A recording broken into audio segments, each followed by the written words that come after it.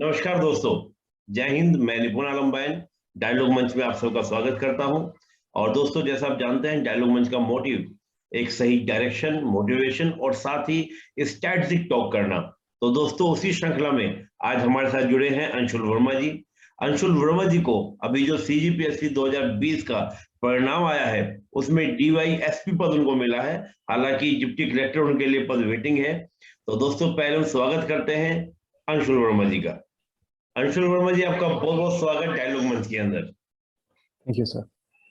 और सबसे पहले डायलॉग मंच की ओर से, मेरी ओर से और सभी एस्पिरेंट्स की ओर से, जिन्हें आप देख रहे हैं, जो आप देख रहे हैं आज, उन सब की ओर से आपको इस सफलता की हार्दिक शुभकामनाएं। और आपका जो वेटिंग है वो प्रतीक्षा आपकी खत्म हो और आपको डिप्टी कलेक्टर मिले, ये हमारी और सभी की ओर से आपको हमारी विशेष, हमारी शुभकामनाएं। Thank you sir. Thank you so much.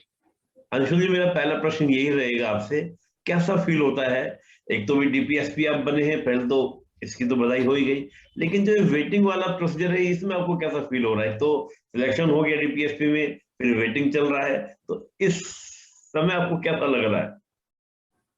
Sir, जब रिजल्ट आया था तो काफी मिक्स्ड इमोशंस थे। सबसे जी। पहले तो खुश भी था, और खुश के साथ साथ एक सेंस ऑफ डिसअपॉइंटमेंट भी था। जी। कि यार, कुछ नंबरों से नहीं हुआ या वेटिंग लग गया। पर अब कुछ दिन के बाद सर, मुझे ये महसूस हुआ है कि रैंक को सेलिब्रेट करने की ज्यादा जरूरत होनी नहीं चाहिए। We should celebrate our hard work. और जब से मेरे को लगा कि भाई इतनी मेहनत के बाद जो भी मुझे मिला है, आई थिंक वो काफी डिसेंट है। और अभी तो बहुत मैं बढ़िया। वेटिंग लिस्ट के बारे में सोचना ही छोड़ दिया सर। बहुत बढ़िया। I am pleased. I am, मतलब बहुत ज्यादा खुशी है इस चीज की कि जो भी जी। हार्डवर्क था उसका एक एक अच्छा परिणाम निकला है सर। बहुत बढ़िया। देखिए, कितनी अच्छी बात बोली है दोस्तों। और यही पॉजिटिव एटीट्यूड आपको आगे लेके जाता है। और खुद भगवान कृष्ण ने भगवत गीता में कहा है, कर्मण्य वादिकारस्ते माँ फलेषु कदाचन। तो अंशुल जी ने बिल्कुल कि भाई हार्ड वर्क को सेलिब्रेशन करना है। रैंक तो कभी डाउन है, कभी अप है। और आप देख ही होंगे, बहुत सारे कैंडिडेट की रैंक पहले कुछ और थी, फिर इस बार 2020 में प्रॉपर रैंक अच्छी आई, बकायदा डिप्टी कलेक्टर मिला। अंशुल जी के लिए भी ऐसा होगा और वेटिंग में भी बात बन जाए। चलिए, बड़ा से बड़ा पॉजिटिव एटीट्यूड आपका है, ये बड़ा अच्छा लगा। अंशुल जी, हम थोड़ा सा आगे चलते हैं, आगे बात करते हैं। मैं थोड़ा सा आपकी पूरी बैकग्राउंड के बारे में जानना चाहता हूँ, क्योंकि एक्सपीरियंस जानना चाहेंगे कि जो अंशुल वर्मा जी हैं, उनका एजुकेशन बैकग्राउंड क्या है, सीजीपीएससी में उनका तैयारी क्या थी, या कोई और कंपटीशन में। थोड़ा सा बताइएगा, आप सीजीपीएससी में क्यों आए, सिविल सर्विस में क्यों आए, थोड़ा सा अपने बैकग्राउंड के बारे में। सर, सबसे पहले तो मैं एक सिविल इंजीनियर हूँ। ओके। मैंने बीई करी है Bhilai institute of technology Durg से। जी। उसके बाद मैंने एमटेक किया फ्रॉम आईआईटी दिल्ली इन जी। Construction technology and management. Oh वाह। और ये 2018 में खत्म हुआ था। ओके। उसके बाद मैंने यूनियन पब्लिक सर्विस कमीशन के जो सिविल सर्विसेज एग्जाम होते हैं उसकी 2 साल 2 अटेम्प्ट दिए थे, क्योंकि यूपीएससी के। 2019, जी सर, ओह। 2019 के। और एक्चुअली 2 बार मैंने वो दिया। जी। और सर, एक्चुअली में मैंने 3 बार दिया, क्योंकि जब मैं वहाँ एमटेक कर रहा था तो सबने बोला कि अब दे के देखो कैसा होता है। ओके। तो सबसे पहला मैंने अटेम्प्ट दिया, उसमें मेरे हो सकता है शायद 62 नंबर थे सर पहले अटेम्प्ट में। ओके। और जी, बस कोचिंग वोचिंग ही की थी थोड़ी बहुत तैयारी के साथ, बिना उसके ही हम्म। चला गया था, तो 62 नंबर आए थे। ओके। उसके बाद जब मैंने सेकेंड अटेम्प्ट दिया 2018 में, उस समय भी मैं कॉलेज में ही था, पूरे आवर्स दे नहीं पाता था। तो मेरे ओके। 88 से 92 के बीच में नंबर आए थे। ओके। उसके बाद थर्ड अटेम्प्ट दिया, 1 साल तो नहीं, कम से कम 8 महीना इस ओके। 16 तैयारी किया 2019 में। जून में प्रीलिम्स हुआ उसका। तो उसमें भी मेरे 92 नंबर ही आए। ओ। तो तो मैंने उसमें फिर देखा कि भाई, अब तो मैंने पूरे 3 साल 3 अटेम्प्ट तो दिख रहे हैं, पर जी। अच्छी तैयारी तो मेरी मतलब 2 अटेम्प्ट में अच्छी तैयारी थी। पर जी। मुझे सेंस ऑफ प्रोग्रेस नहीं मिला कि भाई 2 अटेम्प्ट हो गए, नंबर तो सेम ही रहे।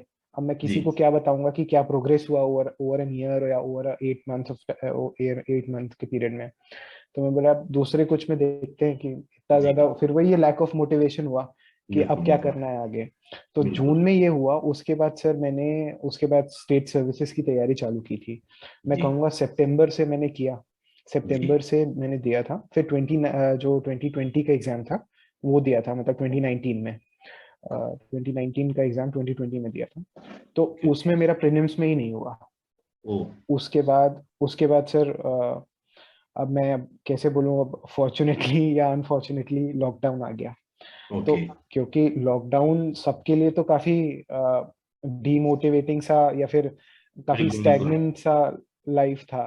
जी जी। पर मेरे को फिर ऐसा ऐसा सेंस ऑफ कॉन्फिडेंस निकला कि भाई चलो अब मैं ही नहीं रुका हुआ हूँ मतलब मेरे साथ पूरी दुनिया भी रुकी गई है एक तरीके से। बहुत बढ़िया बहुत बढ़िया। तो उस चीज को लेके मैं धीरे धीरे अपनी जो भी क्लासेस होती थी या अपनी पढ़ाई थी उसको कंटिन्यू करी। और उसके बाद जब मैंने 2020 वाला अटेम्प्ट दिया इस साल, जी जी। तो वो मेरा प्रीलिम्स भी निकला। और जैसे ही प्रीलिम्स निकला सर, तो मेरे को लगा कि भाई अब तो फिर से देना ही नहीं है प्रीलिम्स, कोई एग्जाम था। तो मैंने उसके बाद मेंस भी निकाला, फिर इंटरव्यू भी दिया, फिर अब इसी अटेम्प्ट में रैंक भी आ गई। बहुत बढ़िया बहुत बढ़िया। तो देखिए कितना अच्छा, और संघर्ष भी काफी रहा। यूपीएससी में काफी ट्राई किया, प्रयास किया, लेकिन नहीं सफलता मिल पाई। पहले टाइम में सफलता नहीं मिली, फिर तो आपने दूसरा टाइम दिया और प्रॉपर आपको डीपीएससी मिल गया। और ईश्वर से क्या पता, ईश्वर की कृपा हो आपको डिप्टी कलेक्टर मिल जाए। और नहीं मिला आपके जैसा जुझारू, कहते हैं ना कि गिरते हैं सवारी मैदान जंग में, जो गिरा नहीं वो सवार क्या। तो आप तो गिर पड़कर सवार हुए हैं। तो आपका यही कारवां चलता रहे, और आप एक दिन हालांकि आप तो डिप्टी कलेक्टर की सोच रहे हैं, तो मेरी ओर से तो आपको विशेष ये है कि आप बकायदा यूपीएससी भी आप करें, और यूपीएससी में एक अच्छे रैंक से आप क्या करें, प्रॉपर आप आईएएस बने। तो मेरी ओर से आपको बहुत बहुत विशेष। Thank you so much. हाँ अंशुल जी, थोड़ा सा हम लोग आगे चलते हैं, बात करते हैं।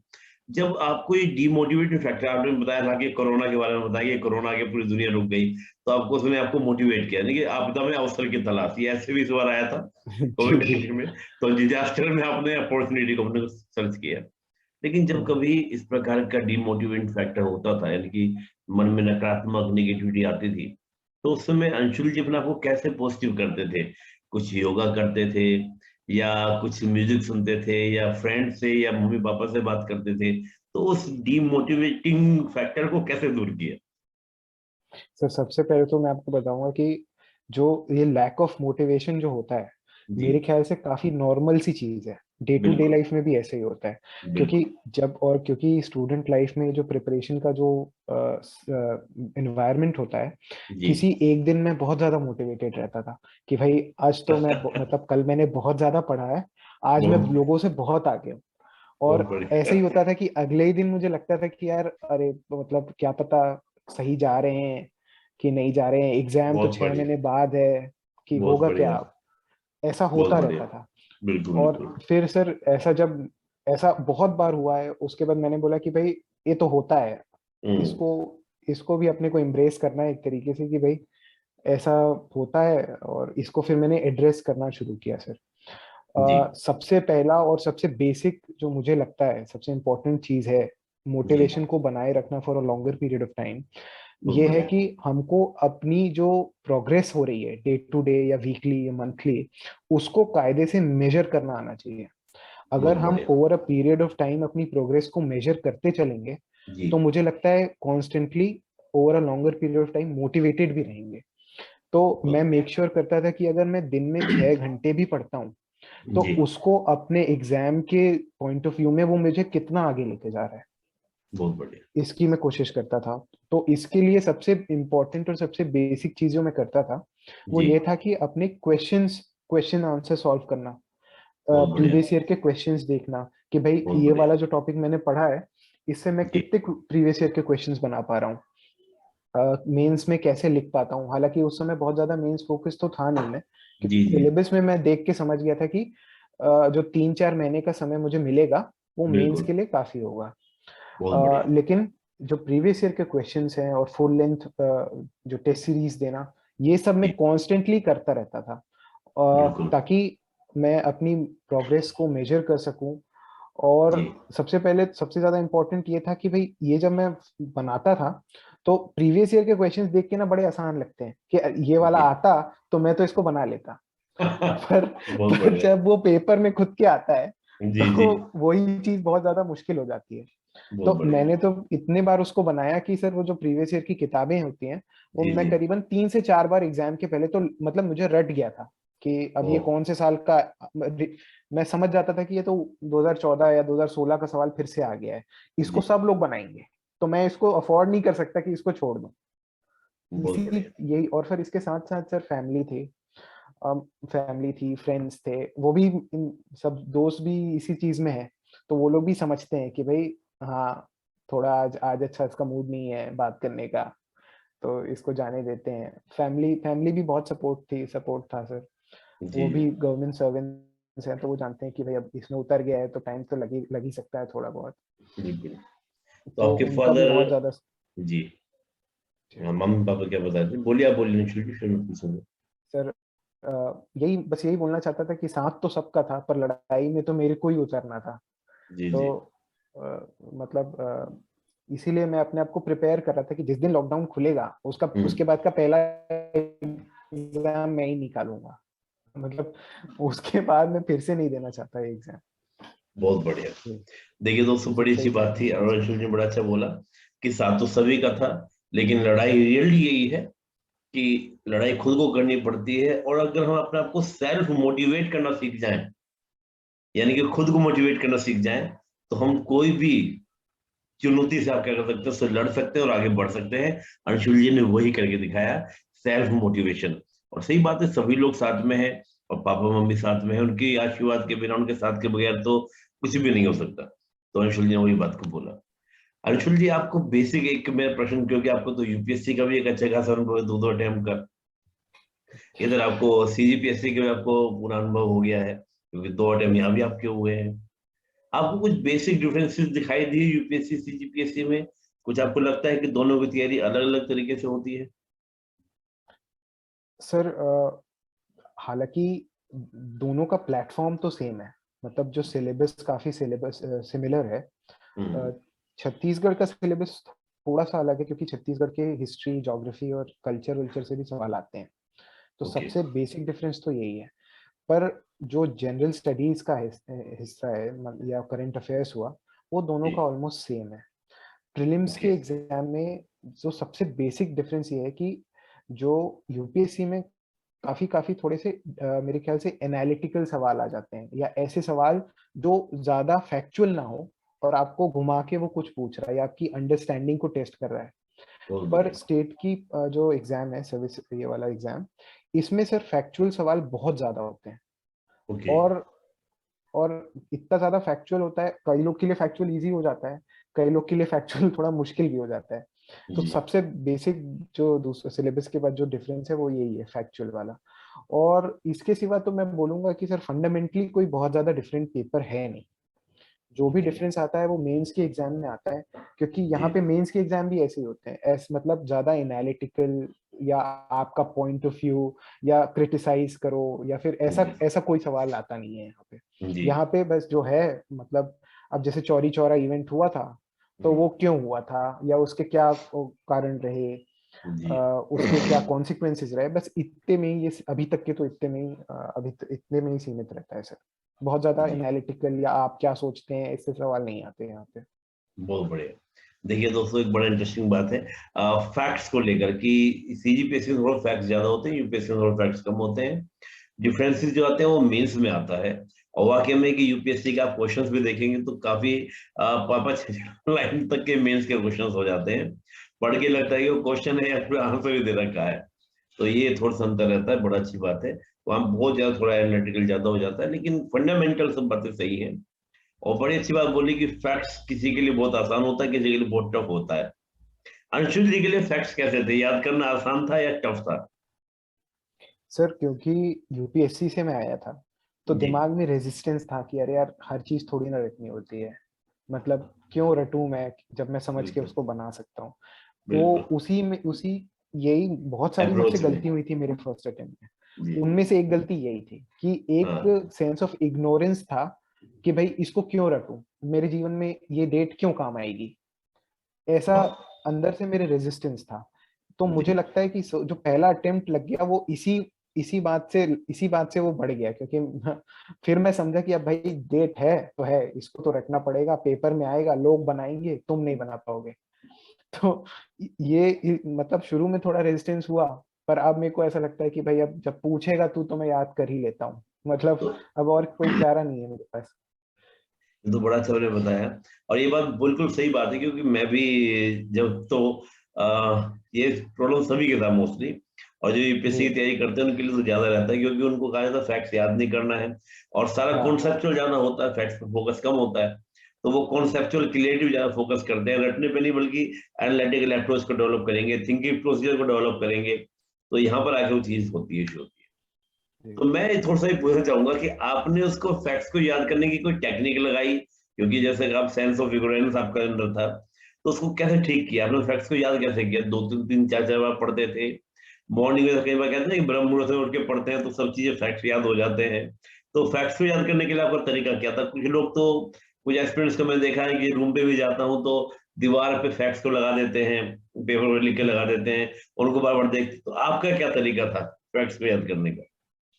सर क्या है, ये ऐसी चीज़ थी जो मैंने आज तक कभी नहीं करी। ये हम्म, जो रटने वाला काम था, इसको तो मैं वैसे ही, मेरे को ऐसा लगता था कि अरे यार, ये जो सेकंड कैटेगरी के लोग होते हैं, उन लोग इसको रट के निकालेंगे।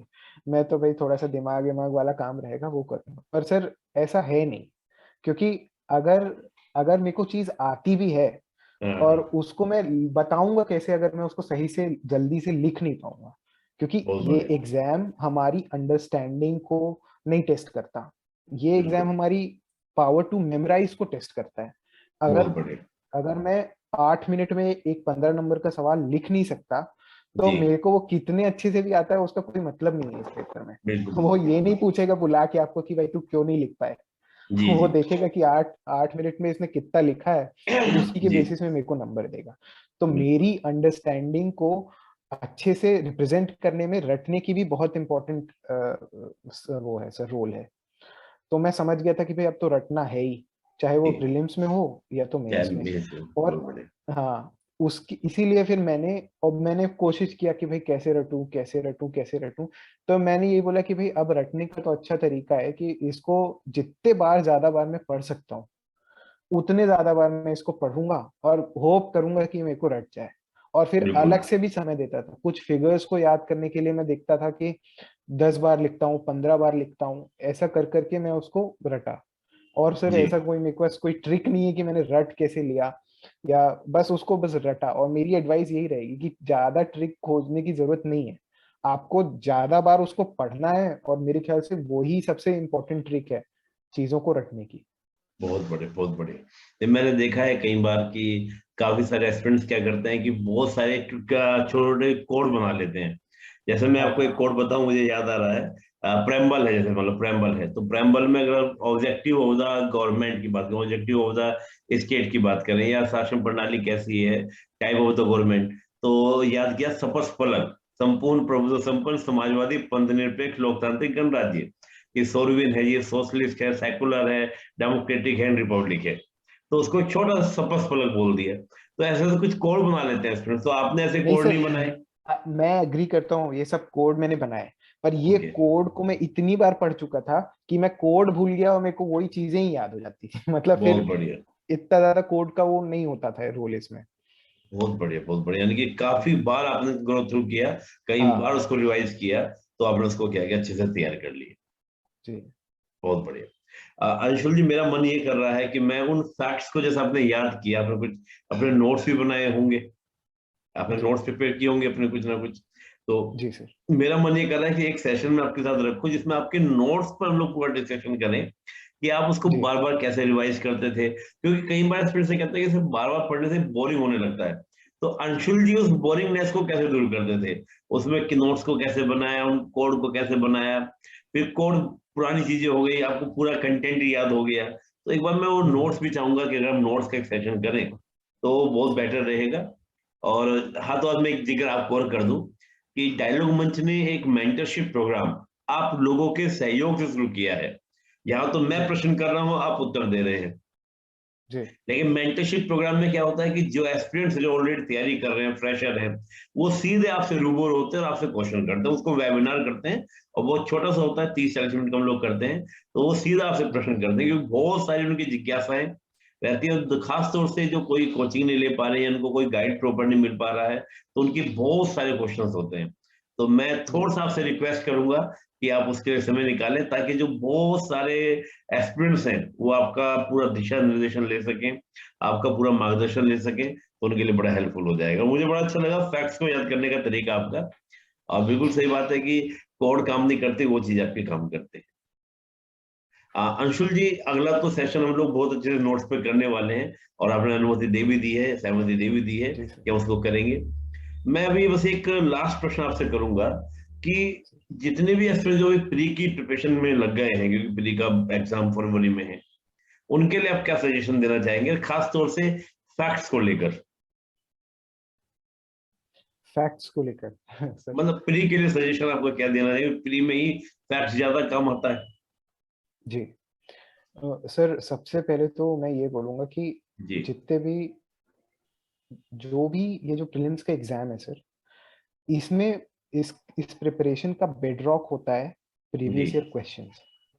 और प्रीवियस ईयर क्वेश्चंस जो पूछे हुए सवाल हैं जी सर, मेरे ख्याल से वो ही आपको मतलब आपको इस लाइन तक इस एग्जाम को क्रॉस करने के लिए, हम पास करने के लिए हमको एक कट ऑफ को पार करना होता है सर। जी बिल्कुल उस कट ऑफ तक को उस कट ऑफ को पार करने से पहले उस कट ऑफ तक पहुंचना बहुत ज्यादा जरूरी है। बिल्कुल बिल्कुल उस कट ऑफ को पहुंचने में 70 से 80% जो रोल रहता है वो प्रीवियस ईयर क्वेश्चंस का ही होता है। बिल्कुल किसी ना किसी फॉर्म में प्रीवियस ईयर क्वेश्चंस उसी रिपीट हो जाते हैं। सबसे पहले तो प्रीवियस ईयर क्वेश्चंस रिपीट हो जाते हैं। बिल्कुल बिल्कुल दूसरा, प्रीवियस ईयर क्वेश्चन करने का इंपॉर्टेंस ये है सर, इस एग्जाम को देने के लिए लोग 6 से 7 साल भी प्रिपेयर कर रहे हैं, तो जी वो लोग इन प्रीवियस ईयर क्वेश्चंस को कभी ना कभी बना चुके हैं। क्योंकि इन क्वेश्चंस को सब बनाते हैं, इसीलिए हमको प्रीवियस ईयर क्वेश्चंस बनाने ही बनाने हैं। और बिल्कुल बिल्कुल तीसरा कारण प्रीवियस ईयर क्वेश्चंस का ये है सर कि ये हम लोग को एक एक एक मेरे ख्याल से एक एप्टीट्यूड डेवलप करने में मदद करते हैं, जी जो आप प्रिडिक्ट कर सको कि भाई जब ये सवाल आया हुआ है प्रीवियस ईयर में तो ये जी सवाल भी आ सकता है। इस जी तरह का एक अप्रोच डेवलप करने में मदद करते हैं। तो जी सबसे जी पहला मेरा और सबसे बेसिक मैं कहूंगा, सबसे जी फंडामेंटल जो पॉइंट है प्रीलिम्स के लिए वो है प्रीवियस ईयर क्वेश्चंस को तैयार करना। और जी इनफैक्ट मैं तो कहूंगा कि अंडरस्टैंडिंग और ये वो तो बहुत बाद में आएगा। और सर जी मेरे को तो बिल्कुल लगता है कि आपकी इंटेलिजेंस तो तब चेक होती है जब आप बन जाते हो सर। बिल्कुल उसके पहले बिल्कुल आपकी इंटेलिजेंस का कोई यहाँ पे बहुत ज्यादा इंपॉर्टेंट रोल नहीं है। जी आप अपना हार्डवर्क करें और जी पहले तो पेपर निकालें, फिर दुनिया को बताएं कि मैं कितना ज्यादा इंटेलिजेंट हूँ। ओके, क्योंकि पेपर निकलने से पहले किसी को फर्क नहीं पड़ता कि आप इंटेलिजेंट हो या नहीं हो। बहुत बढ़िया तो बहुत सबसे बढ़िया। पहले आप लगाएं प्रीवियस ईयर क्वेश्चंस, उनको जी रट लें।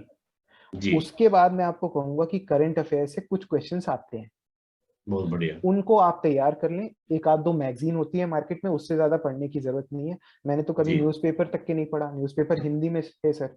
और जी उनको पढ़ने में मैं तो बिल्कुल इतना, वही रेजिस्टेंस की बात है, हमारी किताबें भी यहाँ हिंदी में होती हैं। जी जी तो इतना ज्यादा मेरे को दिक्कत होता है कि अब यार हिंदी में कौन पढ़े, उससे अच्छा छोड़, पढ़ो ही मत।